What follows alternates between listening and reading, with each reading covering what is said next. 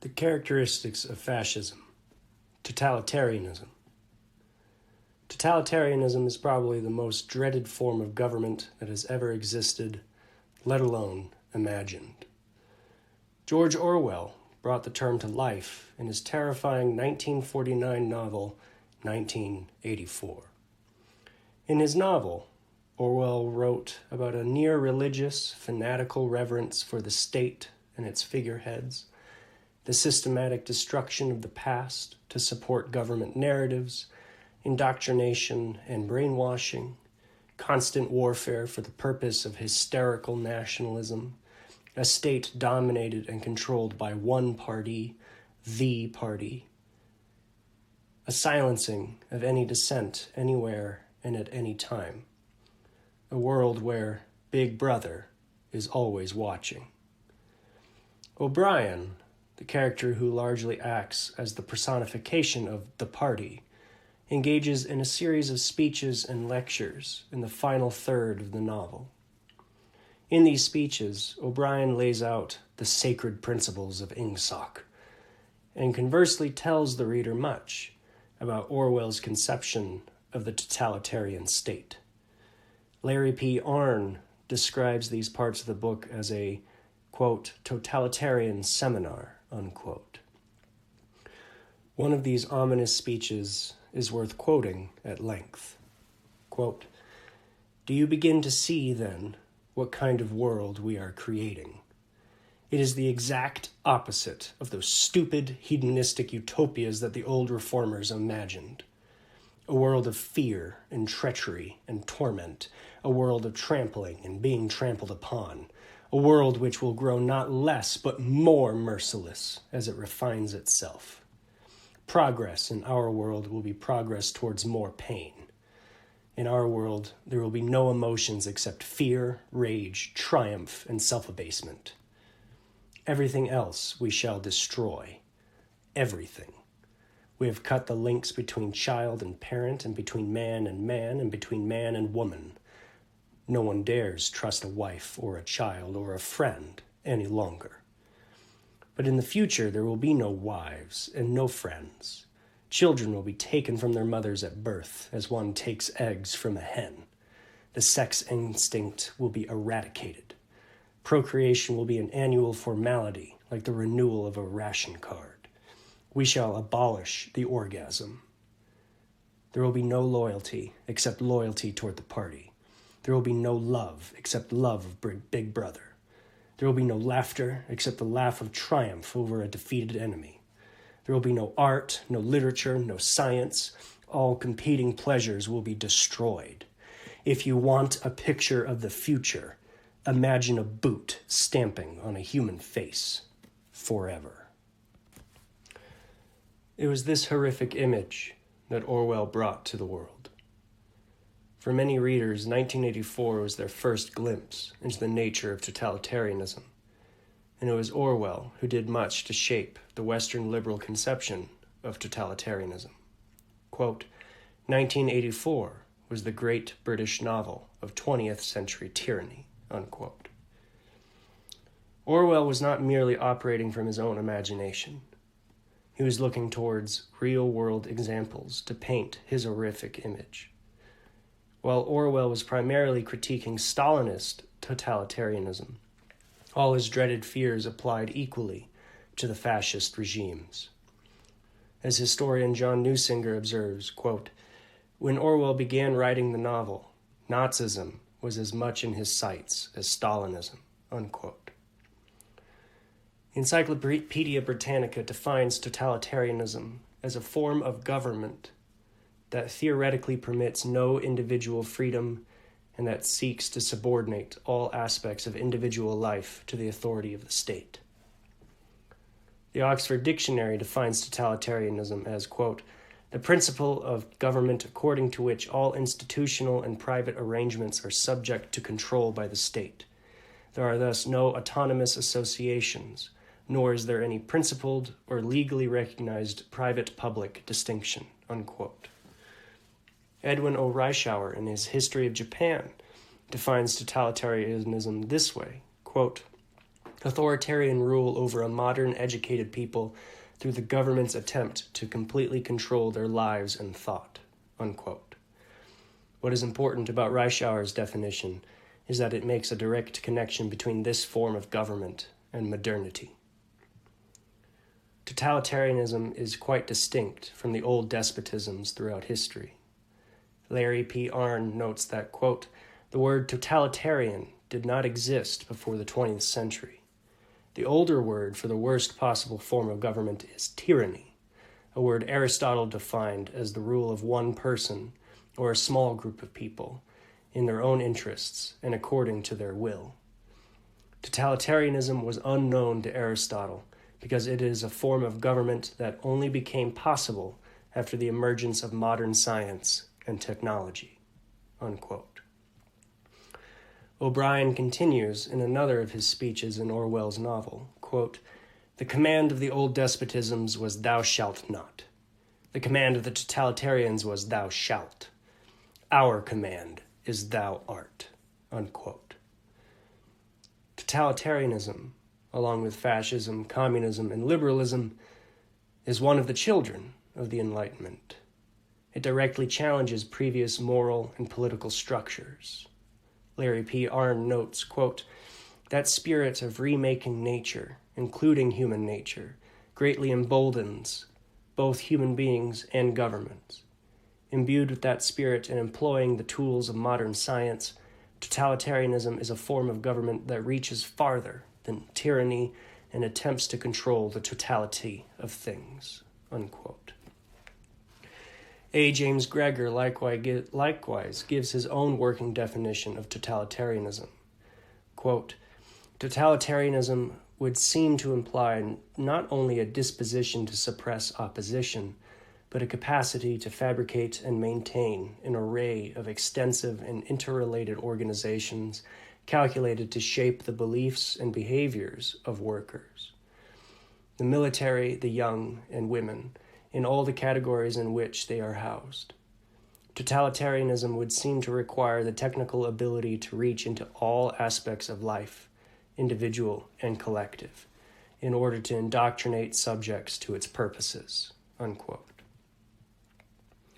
Benito Mussolini, who coined the term, defined totalitarianism quite simply. Quote, all within the state, none outside the state, none against the state, unquote. However, for the fascists, the idea of totalitarianism was not filled up with the dreadful images that Western liberals envision. For the fascists, totalitarianism was the only way to create and preserve an authentic and holistic national community. As a result, all aspects of life must be subject to control by the state.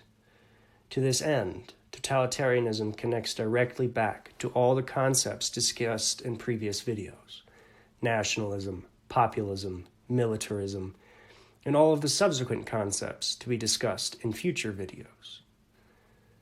For the fascist, there is no such thing as a civil society. The Oxford Dictionary defines the civil society as, quote, the set of intermediate associations which are neither the state nor the extended family. Civil society therefore includes voluntary associations and firms and other corporate bodies, unquote. According to the World Bank, quote, civil society refers to a wide array of organizations, community groups, non-governmental organizations, NGOs, labor unions, indigenous groups, charitable organizations, faith-based organizations, professional associations, and foundations, unquote. In essence, the civil society is everything that is outside, or supposed to be outside, of the realm of politics. It is supposed to be apolitical. Lubomir Sochar, a Czech political scientist and philosopher, echoes this contention. Sochar writes that the civil society is, quote, the ensemble of suprafamilial non-state institutions that organize the members of society into coordinated groups and allow them to express their opinions and particular interests. Of course, the prerequisite is that these institutions and organisms are autonomous and are not merely transformed into offshoots of the state apparatus or simple transmission belts for state power, unquote. Historian Karol Bartosek comments on this quote from Sochar. He notes that, in many ways, the civil society, quote, constitutes a means of social control over the state, unquote. Churches, synagogues, temples, mosques, businesses, families, teams, basketball, soccer, football, clubs, stamp collecting, book clubs, coin collecting, knitting, crocheting, entertainment, television, sports, theater, film, YouTube videos, video games, board games, restaurants, professions, medicine, banking, service industries, teaching, friendships, marriages, dating, families. The list goes on. All of these institutions could be considered to be part of the civil society. It is all the ways in which the life of the average person is structured outside of the coercion of the state and the harangues of politicians. Some observers have made the argument that the civil society, particularly the family, is the basis upon which the rest of society and culture is built. The stronger the civil society, the stronger the civilization. Others have made the argument that the stronger the civil society is, the healthier the society is, and less prone to demagoguery and tyranny. Some have further made the argument that the state itself threatens the civil society, and it could/would function better without any state interference. Some may object by saying that many of these institutions have been politicized. Either they have sought to use government power for their own ends, or government power has been imposed upon them. These things have certainly happened, but it does not undermine the definition nor the purpose of the civil society. If anything, these deviations merely represent breakdowns in the civil society. For the fascist, the civil society cannot exist as a concept, because for the fascist, everything is political. Everything is within the purview of the state. The food one ate, the clothing one wore, what jokes one found funny, what friends and acquaintances one knew. Everything is political for the fascist. All within the state, none outside the state, none against the state. For the fascist, it would be impossible for the civil society to even exist, because according to their doctrines, the only way to have a genuine and holistic community is for everything to be controlled and coordinated by the state. Augusto Turati, an Italian fascist, discussed in 1926 how, quote, politics was the ultimate construction by men that could not distinguish itself from ethics, religion, or any other conception of life, in which enveloped men's will, thoughts, and sentiments, unquote. Everything must be subordinated to the will of the state, the will of the fascist. The fascists sought to control schools, the family, religion, business, agriculture, medicine, all aspects of life brought under their iron heel. The fascist seeks not only the bodies of their subjects, but their minds and their hearts as well. Philosopher and theologian Charles Taylor observes how totalitarianism inherently subverts and even destroys civil society. Taylor writes, quote, the idea that a code need leave no space for the principle that contradicts it, that there need be no limit to its enforcement, which is the spirit of totalitarianism, unquote. Taylor continues, contrasting this conception with what he terms, quote, the anti-structure, unquote, the ways in which structures necessarily need to, quote, let off steam, unquote, in a way so that the structure can maintain itself. Taylor observes this tendency in the examples of Carnival and the Festival of Fools. This kind of anti-structure that was observed in traditionally religious societies, particularly in the West, are completely anathema to the fascist. Taylor writes, quote, Certainly, one consequence of the eclipse of the anti-structure was this propensity to believe that the perfect code wouldn't need to be limited, that one could and should enforce it without restriction. This has been one of the driving ideas behind the various totalitarian movements and regimes of our time. Society had to be totally made over, and none of the traditional restraints on action should be allowed to hamper this enterprise." Unquote. The fascists believed that all conceptions of morality and ethics flow from the state, particularly the nation-state. Mussolini writes, quote, "The state, in fact, as the universal ethical will, is the creator of right." Unquote. This concept clearly flies in the face of every religion, as well as liberal philosophy. While there are certainly religious ideas that support the institution of government, regardless, in these religions, the state is secondary to God or the church. Hence, the long-standing European tradition of kings kneeling before church officials during their coronations. Hence, why it was so shocking when Napoleon took the crown from the Pope and placed it upon his own head. It is for this reason that Mussolini faced resistance or outright hostility from the Catholic Church throughout his regime. For the fascist, all institutions, particularly religious institutions, needed to be subjugated to the will of the state. Mussolini writes, quote, "For the fascist, everything is in the state, and nothing human or spiritual exists, much less has value, outside the state. In this sense, fascism is totalitarian, and the fascist state, the synthesis and unity of all values, interests, develops and gives strength to the whole life of the people. Fascism, in short, is not only the giver of laws and the founder of institutions, but the educator and promoter of spiritual life." Unquote. The fascist claims that the state is the fountainhead of ethics and morality because it is the direct representation of the national community and because the state acts in the world. It is not ephemeral like the spirits of heaven. It is in the here and now. Mussolini continues, quote, "The state, as conceived by fascism and is as it acts, is a spiritual and moral fact because it makes concrete the political, juridical, economic organization of the nation, and such an organization is, in its origin and in its development, a manifestation of the spirit." Unquote. The nation-state is what supported the spiritual and moral development of human beings. Religious institutions only did so insofar as they were subjugated to the will of the state. Historian Vladimir Tismanu directly noted this trend of totalitarian regimes, asserting its right to dictate morality.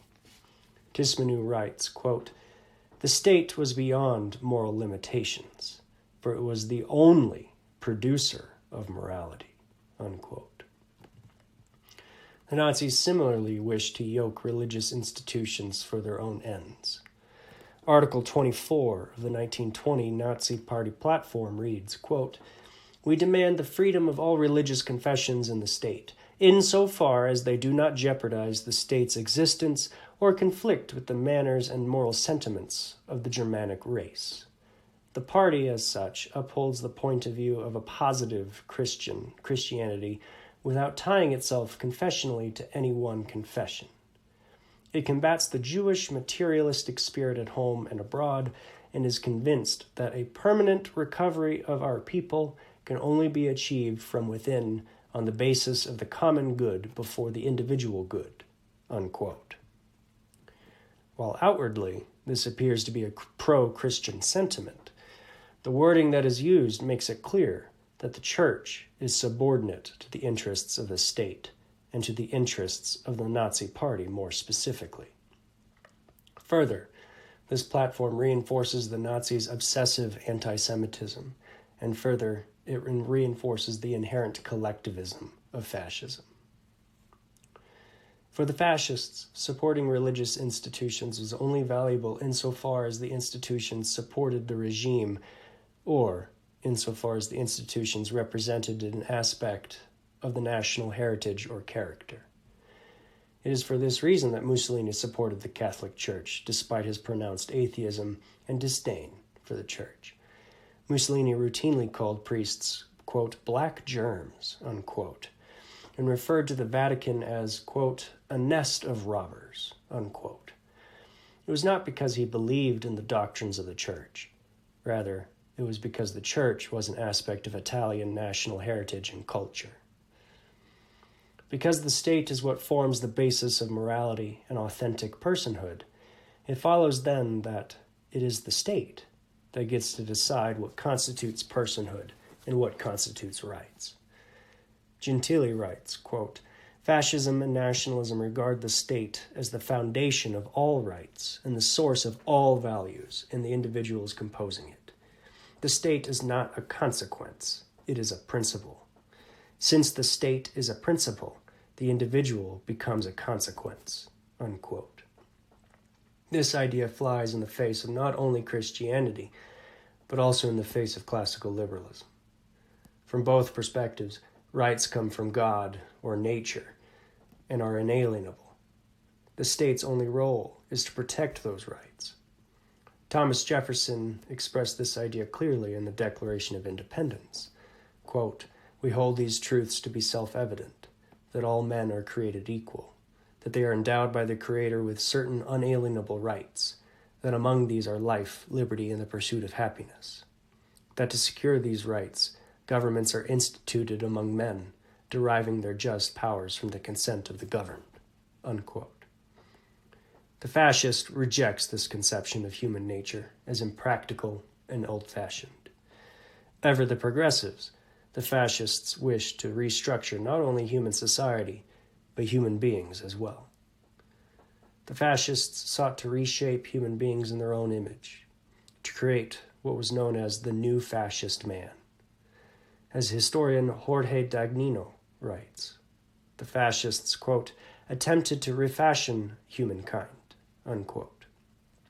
This new man would be stronger, fitter, smarter, more loyal, fiercer, braver, more willing to sacrifice himself, more obedient.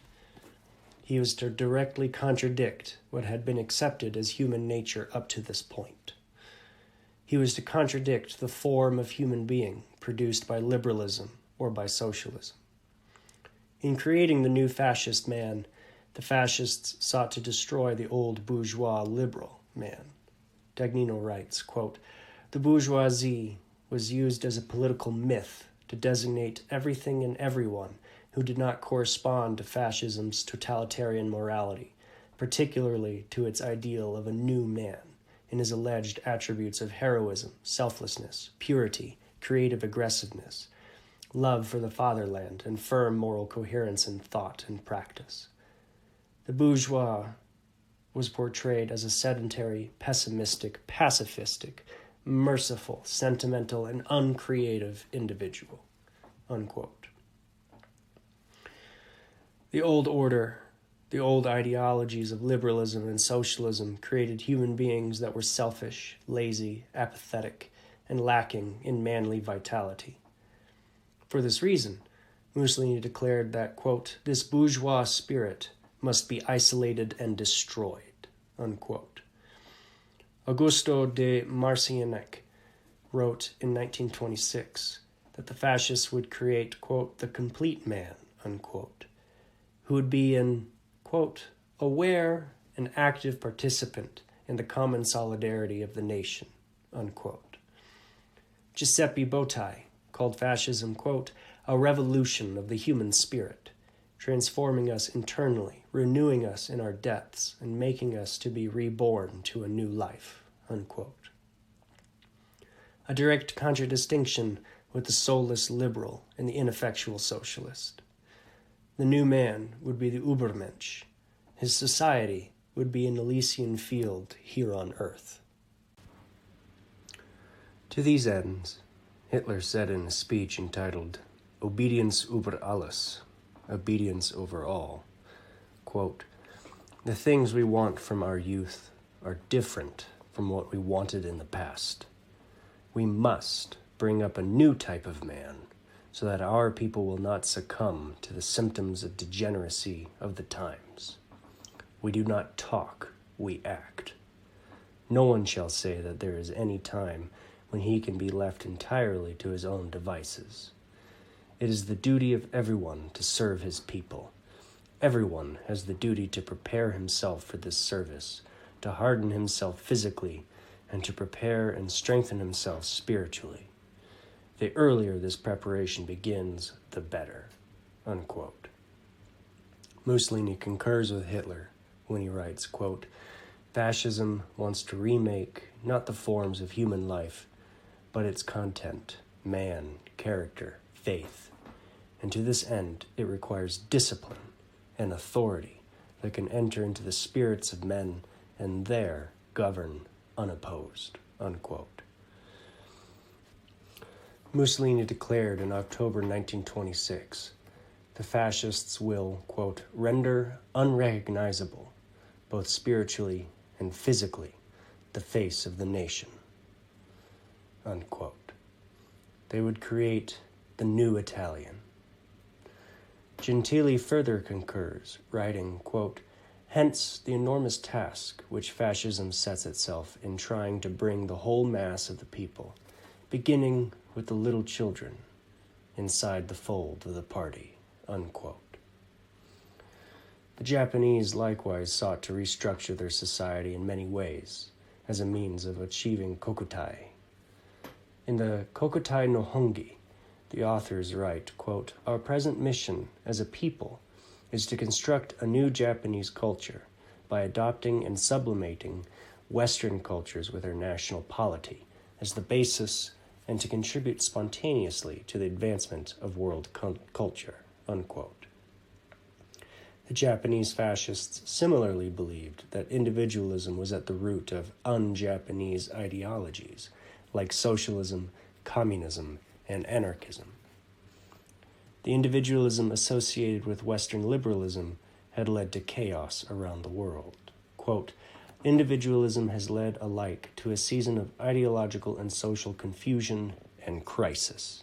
Unquote. For the Nazis, forging the new man was directly tied to their perverse ideas around eugenics. The Aryan race was seen as the Übermensch, the Superman, the master race destined to rule the world and shape history in their own image. To achieve this, it was necessary, according to the Nazis, to rid themselves of the Untermensch, the underman. Any person who is considered to be dysgenic ought to be purged. On July 14, 1933, the Nazi regime passed the Law for the Prevention of Hereditary Diseases in Future Generations. Its purpose was to limit, quote, "lives unworthy of life," unquote, or the so-called hereditarily sick.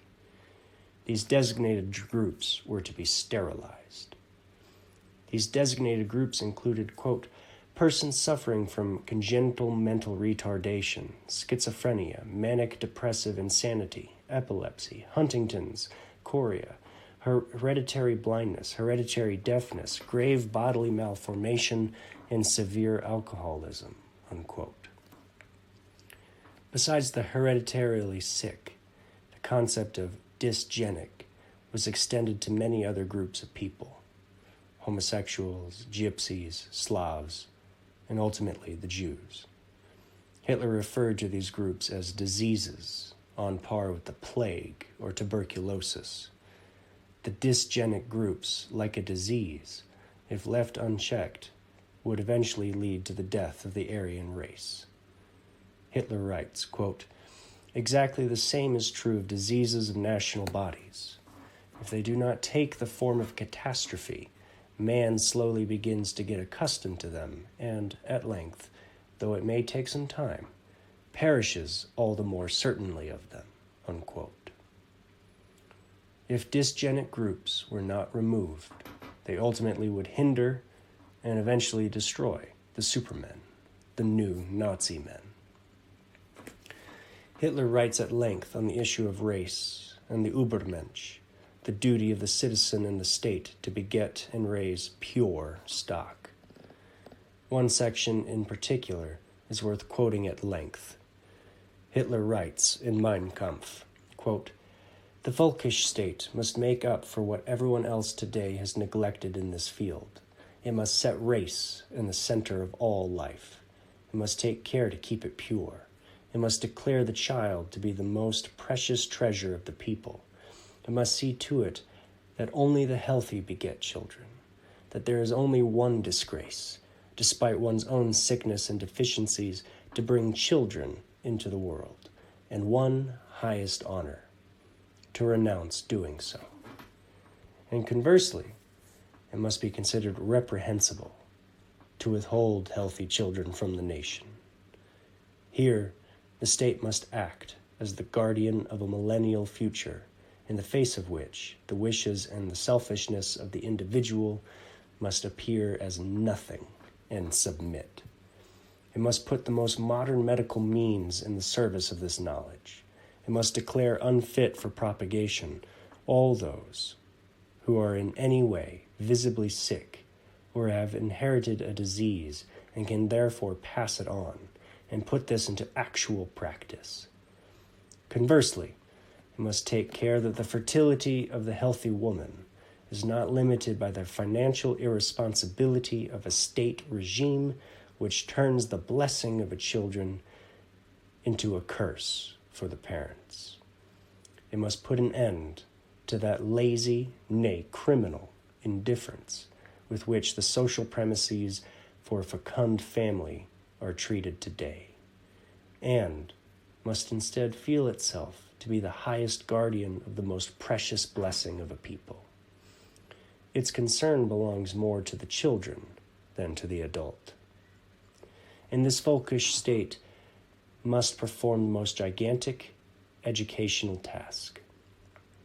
And someday, this will seem to be a greater deed than the most victorious wars of our present bourgeois era. By education, it must teach the individual that it is no disgrace, but only a misfortune, deserving of pity, to be sick and weakly, but that it is a crime, and hence at the same time a disgrace, to dishonor one's misfortune by one's own egotism and burdening innocent creatures with it. And in this educational work, the state must perform the purely intellectual complement of its practical activity. It must act, in this sense, without regard to understanding or lack of understanding, approval or disapproval." Unquote. According to Hitler, it was the state's duty, for the sake of the so-called master race, to cultivate and propagate a pure stock of Aryans, so that they may rule the world in the future. It was the state's duty to engage in eugenics, as well as to directly support the Aryan family. The Nazi regime followed Hitler's prescriptions with gusto. To defend the master race from dysgenic heredity, the Nazis passed the Law for the Prevention of Hereditarily Diseased Offspring on July 14, 1933. Over the next 12 years, the Nazis forcibly sterilized 400,000 individuals considered to be dysgenic, some as young as 14 years old. The mentally and physically handicapped, those with hereditary diseases, the deaf. Some estimate that around 6,000 people died from complications with the sterilization process. Further, as part of this eugenics program, the Nazis engaged in state-run euthanasia, known as Campaign T4. Around 70,000 people were murdered by the Nazi regime using gas chambers, well before the final solution was devised to destroy the Jews and other racially inferior groups. The people who were euthanized were often referred to as dead weight on society, or life unworthy of living. All of this connects back to the Nazis' desire to create a new Aryan man and a society for him to live in. By restructuring the man, they would restructure the society. A nation in lockstep with one another, unbroken lines of black shirts standing shoulder to shoulder, thinking of only loyalty to the state and the good of the community. Far from just an ideal, quote, the new man was an instrument of collective action, unquote. An instrument that motivated the leaders of these totalitarian movements. While totalitarianism is collectivist to the bone, expressly favoring the group over the individual, the fascists nevertheless believed that the only way to find one's own self-expression and sense of identity was within the confines of the totalitarian state. Connected to this, only in the totalitarian state can an individual truly be free.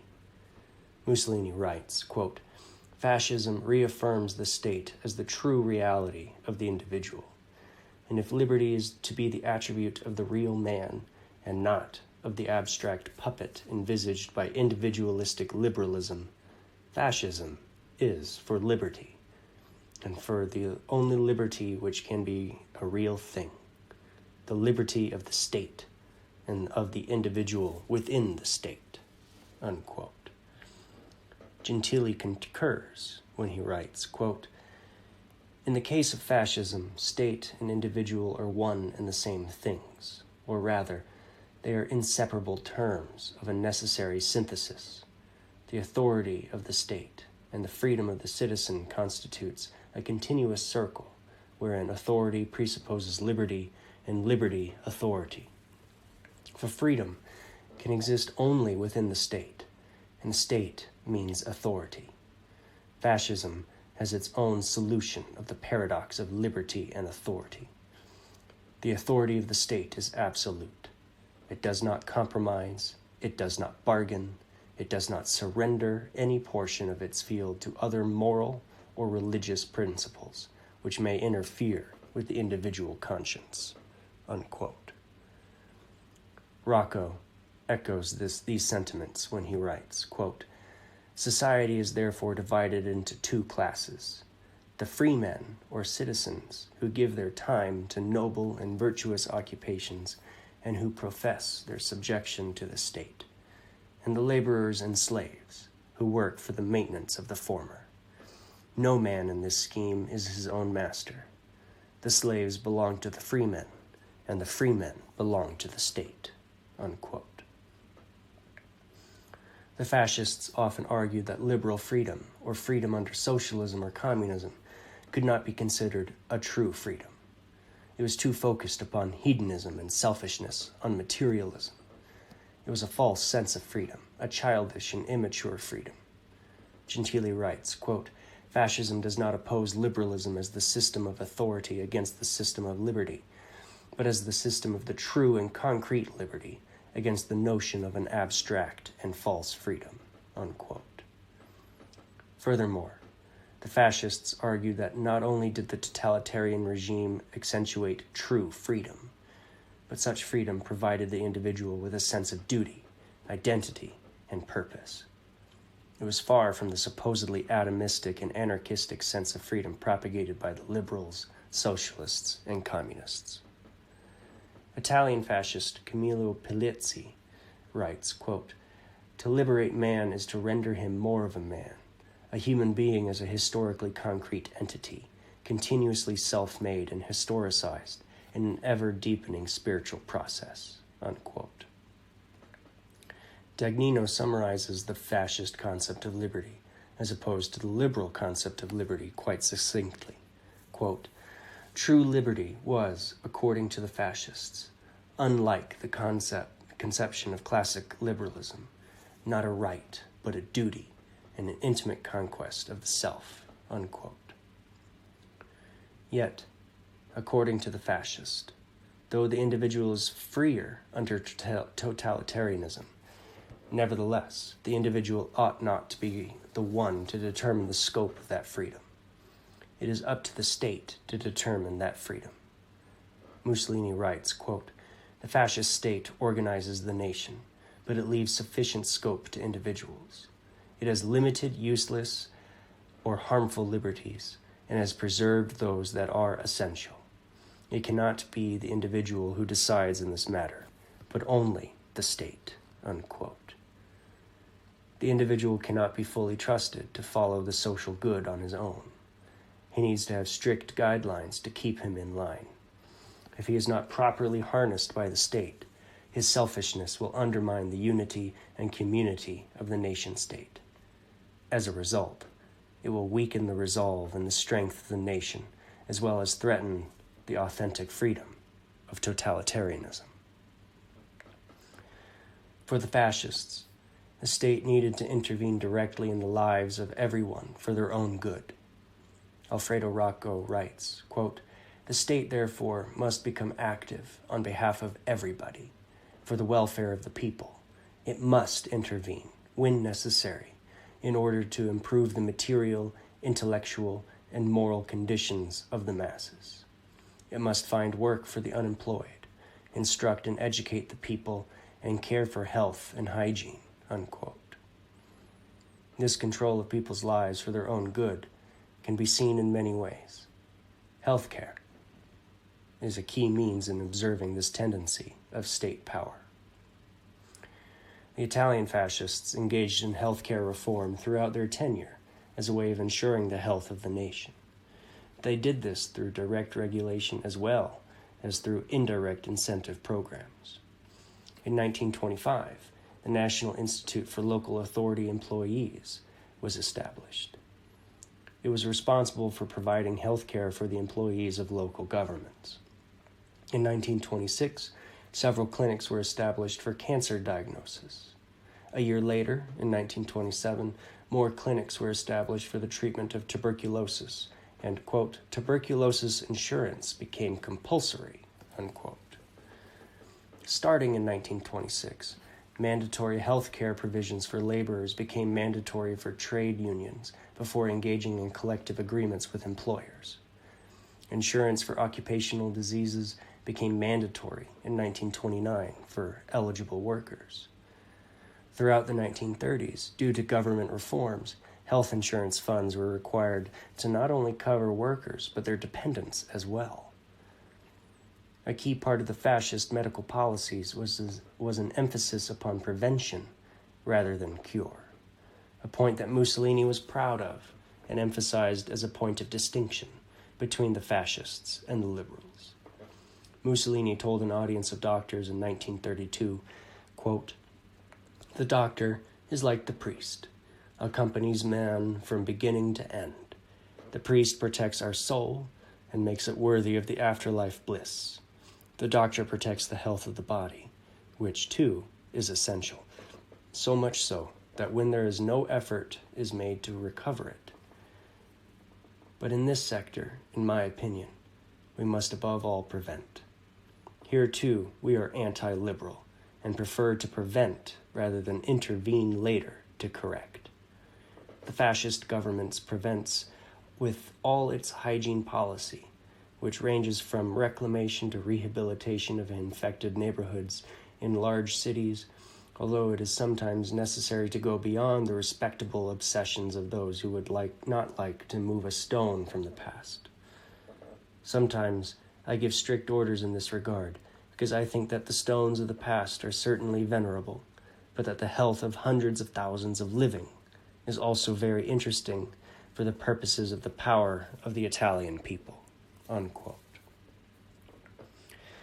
The fascists were immensely proud of the programs that they had established to improve the health of Italians. In 1932, the local fascist party in Bologna boasted about the superiority of, quote, "fascism of the everyday," unquote. A key part of this was the claim that the fascist party sought to improve the lives of citizens in numerous ways. In particular, the fascists declared their goal to ensure that, quote, "wise doctors offered free medical assistance," unquote.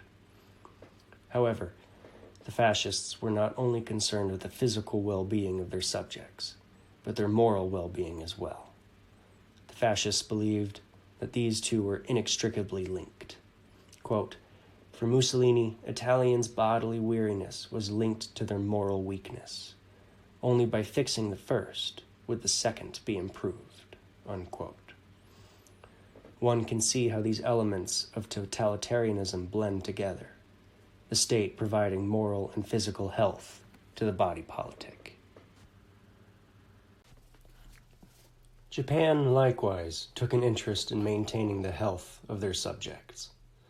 In 1922, the Diet passed the Health Insurance Act of 1922, which established the employees' health insurance system as a means of promoting health insurance for government and industrial workers.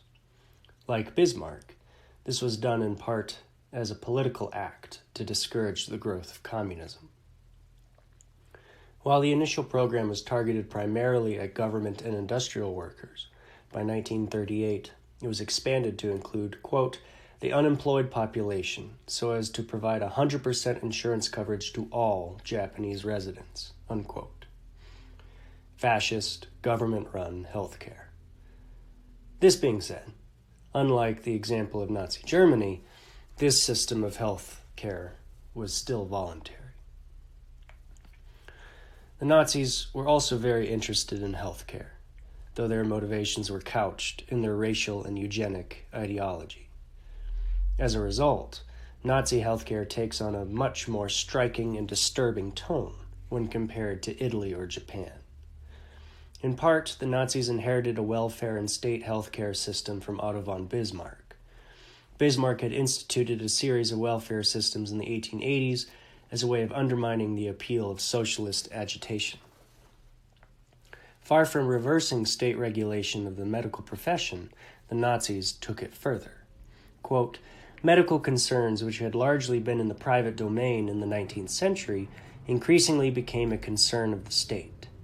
The physician began to be transformed into a functionary of state-initiated laws and policies. Doctors slowly began to see themselves as more responsible for the public health of the nation than for the individual health of the patient, unquote. Public health soon became racial health, and this sense of health soon trumped the wishes or sensibilities of particular individuals. It did not matter to the Nazis what individuals hoped for. The Nazis sought to scientifically guide the population to create the Übermensch. According to Rudolf Hess, quote, Nazism is applied biology, unquote. The Nazi approach to health varied.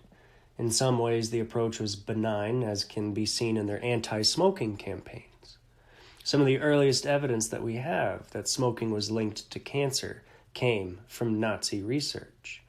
Quote, Germany had the world's strongest anti-smoking movement in the 1930s and early 1940s, encompassing bans on smoking in public places, bans on advertising, restrictions on tobacco rations for women, and the world's most refined tobacco epidemiology, linking tobacco use with the already evident epidemic of lung cancer, unquote.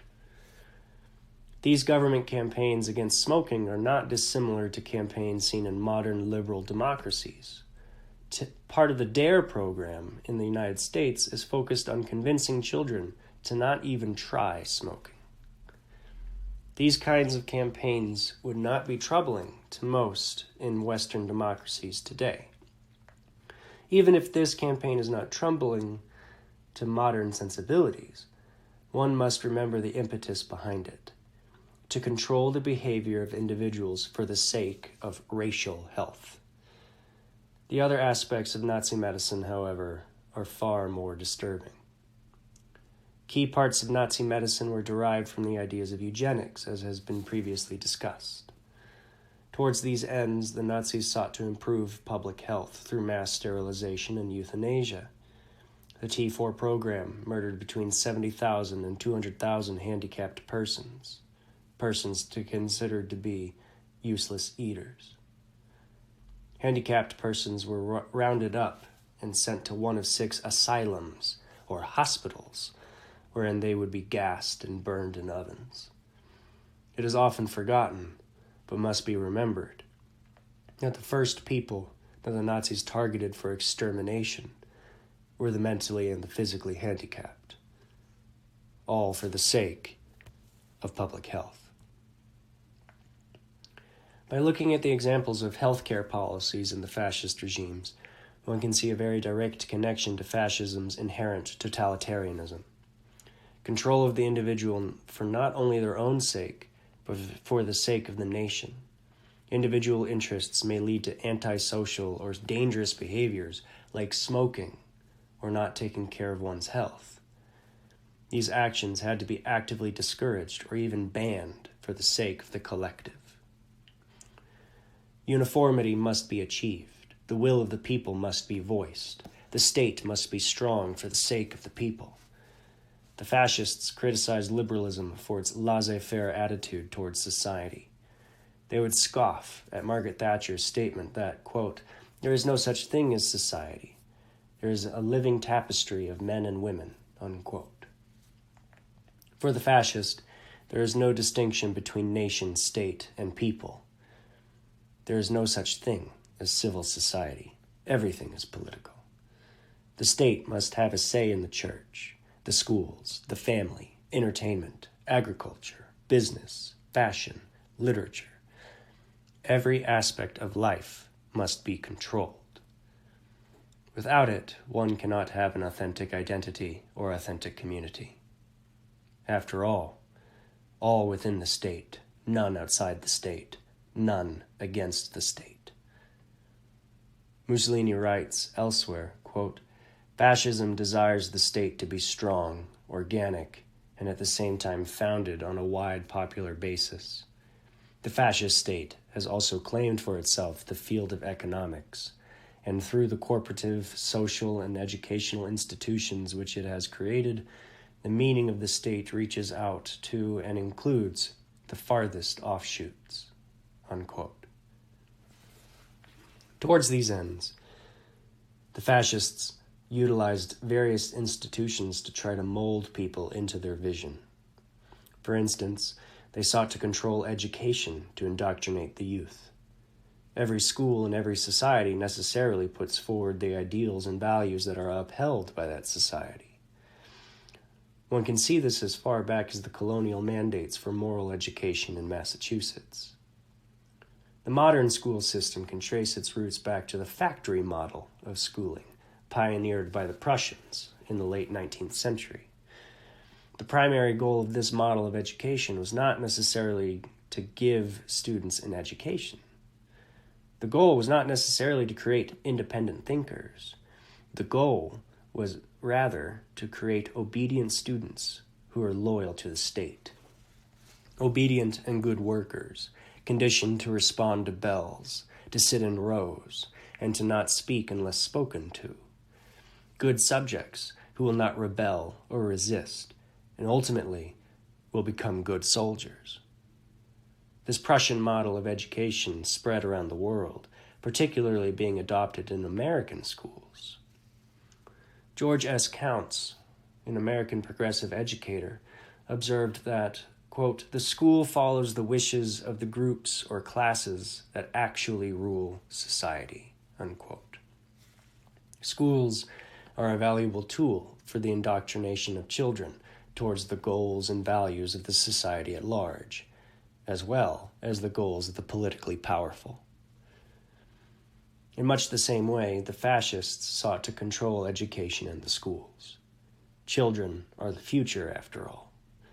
Japan was among the first of the nations under discussion to adopt these ideas. Reischauer observes, quote, "Japan has the dubious distinction of having pioneered in the modern totalitarian technique of consciously inculcating national obedience and uniformity through a standardized and closely controlled educational system," unquote. The educational system in Japan sought to indoctrinate children in the ideas of national unity, militarism, and loyalty to the emperor. Further, schools themselves were heavily regimented and regulated by the central government. Ruth Benedict wrote in the 1940s, quote, "The state regulates every detail of the schools. Every school in the country is studying on the same day the same lesson from the same textbook. Every school goes through the same calisthenics, to the same radio broadcast at the same hour of the morning. The community does not have local autonomy over schools or police or courts of justice, unquote. The children who were the products of this centrally controlled education were molded into fanatical nationalists who pledged their lives to the empire and the divine personage of the emperor. Reischauer writes, quote, "Peasants were soon induced by the new mass education to take pride in Japan's military exploits and to glory in the ideal of military service to the emperor and, if necessary, death in his name on the battlefield," unquote. As a result, poorer people from rural areas made up the bulk of Japanese recruits. The educational establishment repeatedly mirrored the propaganda of the times, textbooks being updated repeatedly. Teachers throughout Japan emphasized Japan's superiority and uniqueness, the importance of Confucian virtues around loyalty and hierarchy. It emphasized ideas like Japanese spirit, or national polity, kokutai, or hako ichio, the whole world under one roof. Much of the education and propaganda could most easily be defined by what it opposed. Quote, "Its enemies were clear: greedy capitalists, corrupt politicians, individualism, internationalism, and a menacing but at the same time effete West," unquote. In Germany, the Ministry of Public Enlightenment and Propaganda controlled curriculum and instruction in all German schools. The first Nazi educational decree of March 1933 declared that, quote, "German culture must be treated thoroughly," unquote. Hitler wrote about the role of education in the forming of children. Quote, "The whole education by a national state must aim primarily not at stuffing with mere knowledge, but at building bodies which are physically healthy to the core," unquote. In a speech in May of 1937, Hitler went on, saying, quote, "The new Reich will give its youth to no one, but will itself take youth and give to youth its own education and its own upbringing," unquote. The curriculum of all schools, from elementary to university, were rewritten and brought up to Nazi standards. In particular, race science and health education were emphasized. Mein Kampf was declared to be, quote, "our infallible pedagogical guiding star," unquote. It was called that by the official educators' organization of Germany. Teachers that did not live up to the new Nazi standards or refused to kowtow to the new standards were cast out. Membership in the Nazi Party became nearly universal for the profession, and many teachers were sent to special seminars, quote, "for intensive training in National Socialist principles, emphasis being put on Hitler's racial doctrines," unquote. Connected to the racial education, the Nazis used their control of the schools as part of their attempt to exclude and isolate the Jewish community. Quote, "The law against the overcrowding of German schools and institutions of higher learning restricted Jews in terms of school enrollments," unquote. Membership in the National Socialist Teachers League became mandatory. 300,000 persons joined, 97% of all teachers in Germany. The Civil Service Act of 1937 compelled educators to be, quote, "executors of the will of the party-supported state," unquote, and to be prepared, quote, "at any time to defend without reservation the National Socialist state," unquote. The educational system was very directly being turned into a political organ of the state and the Nazi Party. From the earliest days of Italian fascism, the party supported widespread state-run education, going so far as to advocate for the abolition of the Catholic school system, yet another reason for the church and the regime to butt heads. The church acknowledged this conflict openly. Pope Pius XI declared in the late 1930s, quote, "The full and effective right to the education of the child belongs to the church and not to the state," unquote. Perhaps it is for this reason that the fascists were less successful in their control of schools in Italy when compared to elsewhere. The Catholic Church maintained a heavy hand on the educational system throughout the fascist regime. This continually troubled the fascists, who reported disheartened that, quote, children in Treviso collected saints' images more zealously than they did photos of their duce, unquote. Regardless, the fascists sought to exert their influence in the schools, particularly the secular schools. Mussolini was briefly declared to be the honorary president of the Montessori schools in 1924.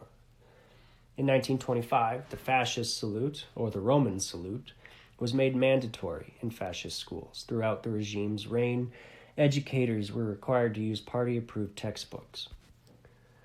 Political indoctrination was even smuggled into math problems. In 1934, it became required for all teachers to wear party uniforms and to assemble their classes in militant ranks. The history of the Roman Empire was emphasized in social studies classes in order to bolster support for the fascist attempt to remake the Italian lake. The fascists not only sought control of primary and secondary schools, but also exerted control over higher education as well. Bowtie's school charter of March 1939 declared that college education, quote, must be spurred by a sense of high political and moral responsibility, unquote. The fascist regimes not only attempted to control the schools, but they also attempted to control every aspect of the lives of children and young adults. In Germany, the Nazi regime established the Hitler Youth. In 1933, the Hitler Youth had 50,000 members. Within a year, it had grown to 2 million. In 1936, 5,400,000 young people were members of the Nazi organization. In 1939, membership in the group became mandatory for all children. All other youth organizations were dissolved. Like the Hitler Youth, the Italians likewise had several youth groups. Organized under the Italian Youth of the Lichter, the youth groups numbered 8 million members. To emphasize the point as to how important these youth groups were to the foundation of the fascist regimes, 90% of German children were members of the Hitler Youth. In Italy, there were 8 million members. In the United States, the Boy Scouts of America, at any given time, only has 2,200,000 members. The largest and most popular youth group in the United States is dwarfed by the fascist youth groups of the 1920s to the 40s.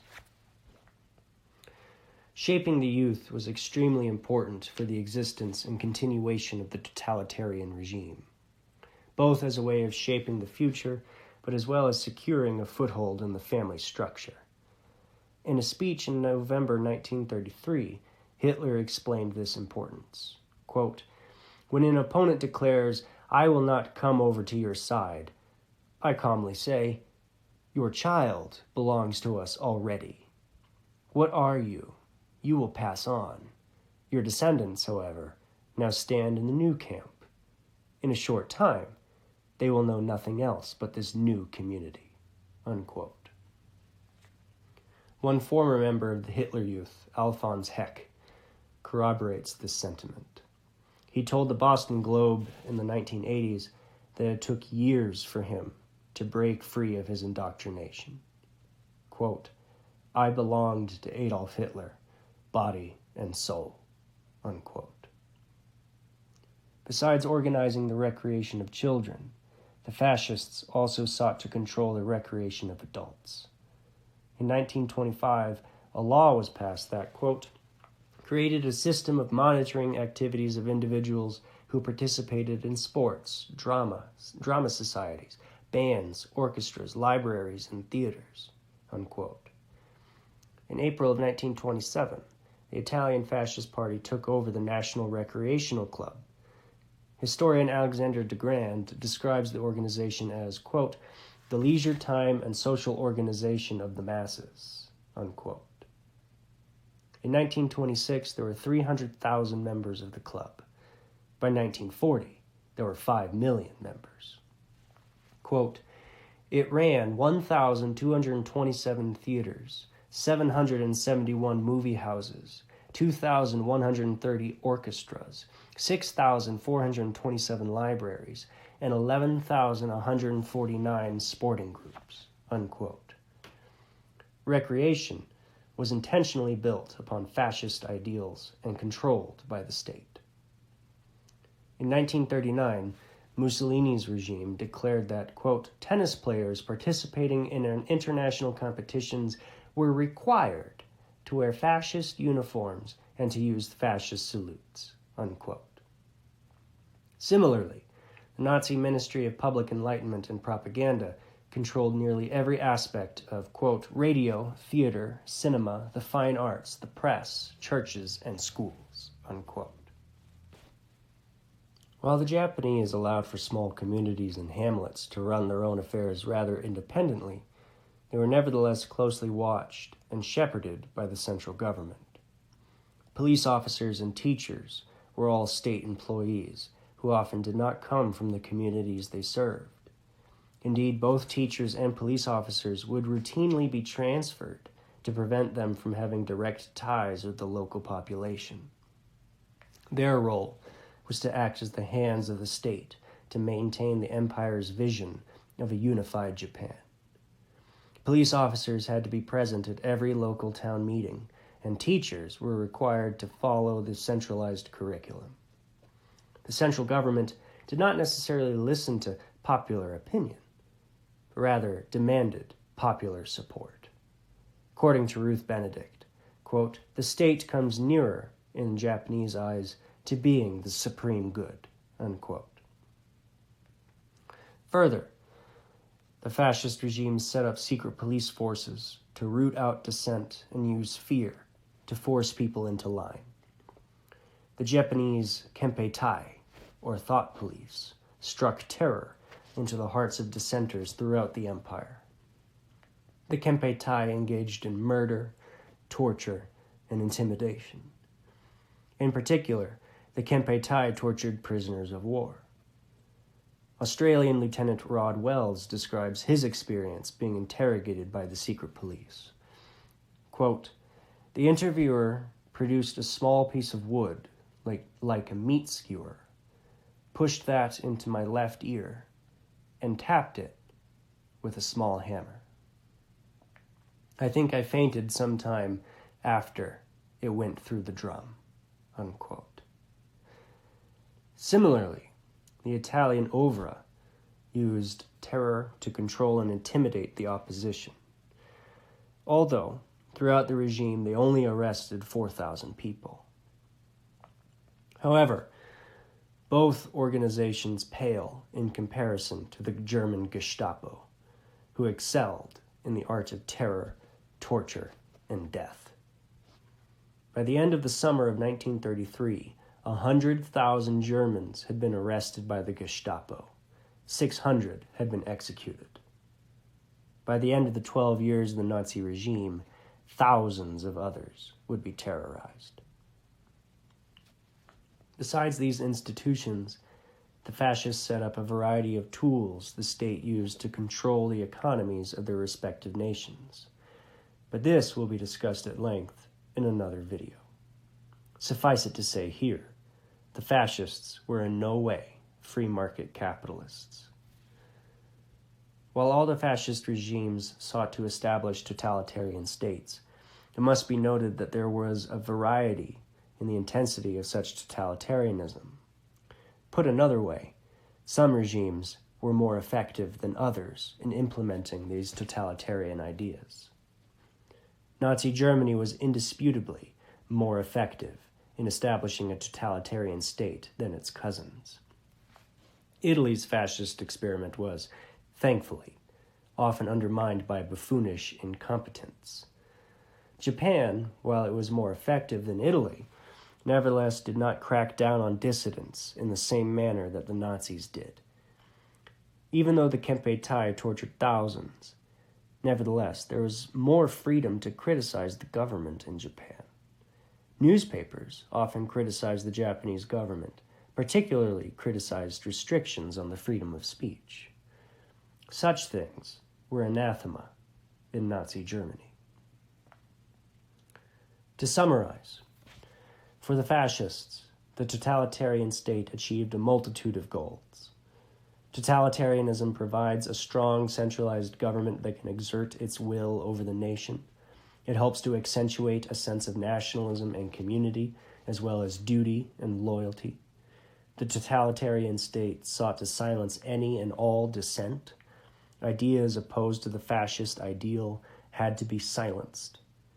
This can be seen in the widespread censorship and book-burning campaigns in Japan, Italy, and Germany.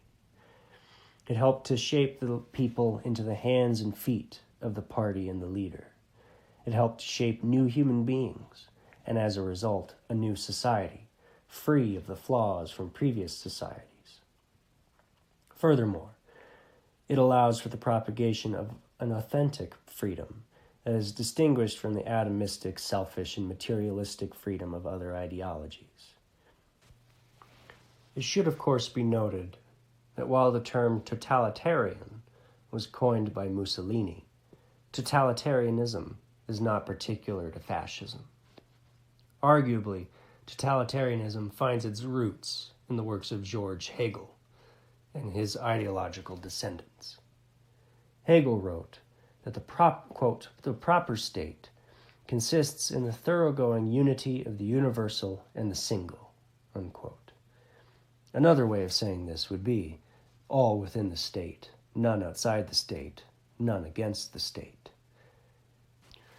Hegel also agreed that only within the totalitarian state could human beings find true freedom and identity. Hegel writes, quote, "The state is the actualization of freedom, not in accordance with subjective whim, but in accordance with the concept of the will, i.e., in accordance with its universality and divinity," unquote. It should be noted that Hegel's ideas not only influenced fascist thought, but also influenced fascism's grim cousin, communism. But that's a topic that has been explored in other videos on this channel.